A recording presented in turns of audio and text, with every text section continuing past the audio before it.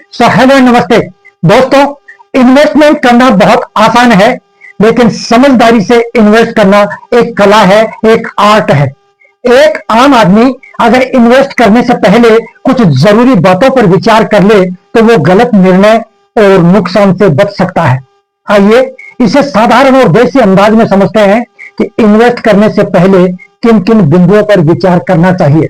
Number 1, purpose of investment. क्या उद्देश्य है इन्वेस्टमेंट करने का? पहले यह तय करें कि आप क्यों इन्वेस्टमेंट कर रहे हैं। बच्चों की पढ़ाई के लिए, घर बनाने के लिए, रिटायरमेंट के लिए? क्या लक्ष्य है आपका? हर लक्ष्य के लिए अलग अलग प्रकार का इन्वेस्टमेंट जरूरी होता है। लक्ष्य तय नहीं तो निवेश भी दिशाहीन हो सकता है। नंबर 2, इन्वेस्टमेंट ड्यूरेशन यानी कि समय अवधि। पैसे की जरूरत आपको कब होगी? शॉर्ट टर्म 1 से 3 साल, मिड टर्म 3 से 5 साल और लॉन्ग टर्म 5 साल से ज्यादा की अवधि।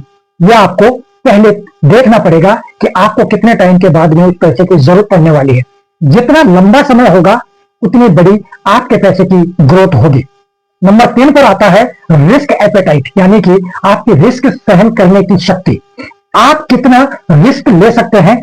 अगर स्थिर इनकम चाहते हैं तो सुरक्षित साधन में इन्वेस्ट करें, PPF, RD, FD, traditional plan. और अगर ग्रोथ चाहते हैं तो इक्विटी, म्यूचुअल फंड, यूलिप। हर व्यक्ति की रिस्क लेने की क्षमता अलग अलग होती है। दूसरों को देखकर कभी भी इन्वेस्टमेंट मत कीजिए। और नंबर 4 पे आता है रिटर्न की उम्मीद, यानी कि एक्सपेक्टेड रिटर्न। बिना सोचे ऊंचे रिटर्न के लालच में कभी मत फंसिए। हमेशा समझिए कि हाई रिटर्न है तो हाई रिस्क भी है, और गारंटीड रिटर्न है तो लो रिस्क है। आगे चलते हैं। नंबर 5 पे आता है लिक्विडिटी, यानी कि पैसे की उपलब्धता। निवेश ऐसा होना चाहिए जिससे आपको जरूरत पड़े तब आप इस पैसे को निकाल कर काम में ले सके।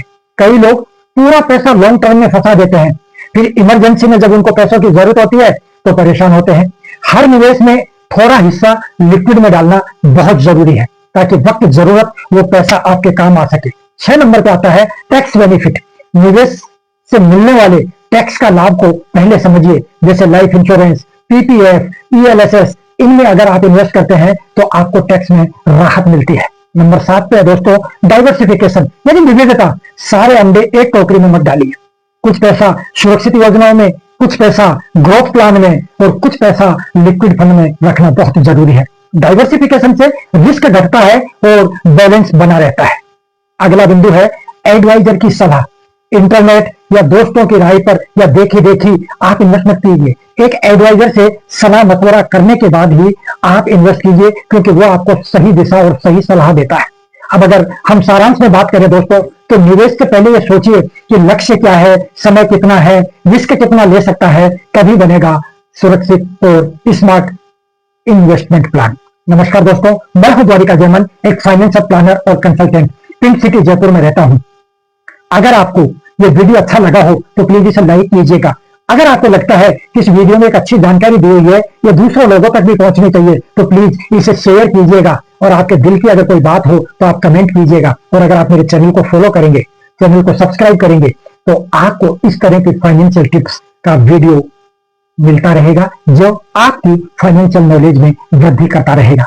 और अगर आप अपना पर्सनल कोई फाइनेंशियल प्लानिंग करना चाहते हैं तो आप स्क्रीन पर दिए गए नंबरों पे कॉल कर सकते हैं, मुझे व्हाट्सएप कर सकते हैं, और अगर आप जरूरी समझें तो मेरे साथ मीटिंग भी कर सकते हैं। मैं आपके बारे में वो सारी बातें जानकर जो मैंने अभी इस वीडियो में डिस्कस किए, एक बहुत ही सुंदर सा फाइनेंशियल प्लान आपको बना के दूंगा, जो आपको और आपके परिवार को करेगा वित्तीय रूप से सुरक्षित, और आप कर पाएंगे अपने सपनों को पूरा। आपका बहुत बहुत धन्यवाद। नमस्कार।